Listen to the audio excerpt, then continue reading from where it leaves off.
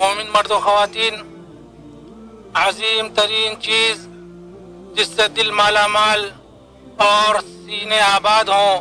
جس سے زبان تر ہوں اور جن کے تقاضوں کے مطابق اعضاء عمل کریں، کلمہ اخلاص و توحید لا الہ الا اللہ ہے۔ یہ وہ کلمہ ہے جس کی گواہی خود اللہ نے اپنے لیے دی اور جس پر اپنے سب سے افضل مخلوق کو گواہ بنایا۔ اللہ سبحانہ و تعالیٰ کا فرمان ہے،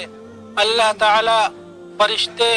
اور اہل علم اس بات کی گواہی دیتے ہیں کہ اللہ کے سوا کوئی معبود نہیں اور وہ عدل کو قائم رکھنے والا ہے،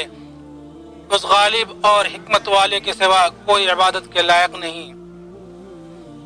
یہ عظیم ترین، سب سے بڑی، سب سے عادلانہ اور سب سے سچی شہادت ہے جو عظیم ترین گواہ کی طرف سے ہے اور عظیم ترین چیز کی گواہی ہے۔ یہ وہ کلمہ ہے جس سے زمین و آسمان قائم ہے، جس کی وجہ سے تمام مخلوقات پیدا کی گئیں۔ اسی کے ساتھ اللہ نے اپنے تمام رسولوں کو بھیجا، کتابیں نازل کی، شریعتیں مقرر کی۔ اسی کی وجہ سے میزان نصب کی جائے گی اور اسی کی وجہ سے نامہ اعمال بنائے گئے۔ اسی پر قبلہ مقرر ہوا اور دین کی بنیاد رکھی گئی۔ یہ اسلام کا کلمہ اور سلامتی کے گھر یعنی جنت کی کنجی ہے اور یہ تمام مکلف بندوں پر اللہ کا حق ہے، اور اسی کے سلسلے میں اگلے پچھلے تمام لوگوں سے سوال ہوگا۔ اس عظیم الشان کلمہ لا الہ الا اللہ کا مطلب ہے کہ کوئی بھی چاہے مخلوقات کی نظر میں وہ کتنا ہی عظیم ہو اور اس کا مقام کتنا بھی بڑا ہو، اس بات کا مستحق نہیں کہ اس کے لیے کسی بھی قسم کی عبادت کی جائے، کیونکہ عبادت صرف اسی کی جائے گی جو کامل و مطلق ربوبیت سے متصف ہو،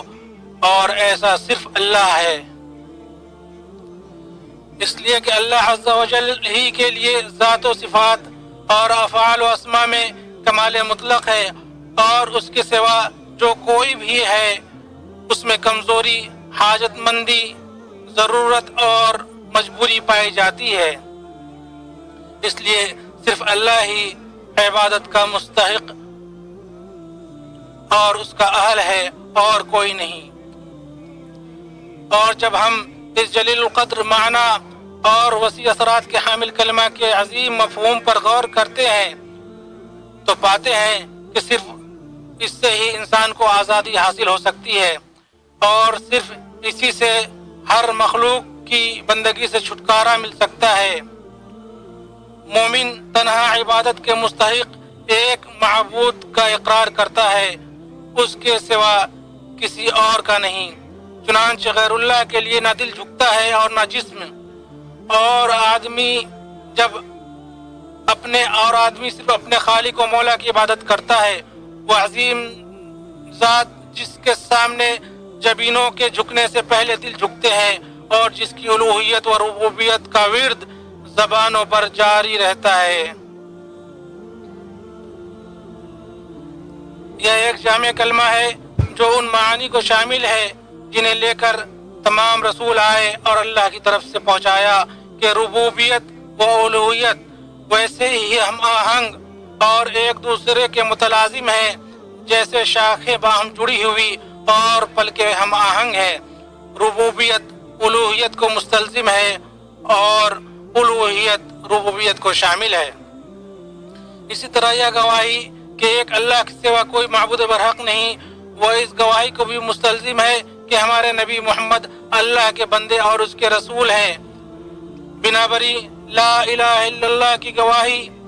محمد رسول اللہ کی گواہی کے بغیر پوری نہیں ہو سکتی، کیونکہ اللہ وہ معبود ہے جو انتہائی محبت و تعظیم کا مستحق ہے، اور اللہ کی بندگی اور محبت پوری نہیں ہوگی مگر اس چیز کی محبت سے جس سے وہ محبت کرتا ہے، اور اس چیز کو ناپسند کرنے سے جسے وہ ناپسند کرتا ہے، اور وہ کسے پسند کرتا ہے اور کسے ناپسند، اسے جاننے کا راستہ صرف وہ رسول ہیں جو اس کی پسند اور ناپسند کی خبر دیتے ہیں۔ چنانچہ اللہ کے نبی صلی اللہ علیہ وسلم کے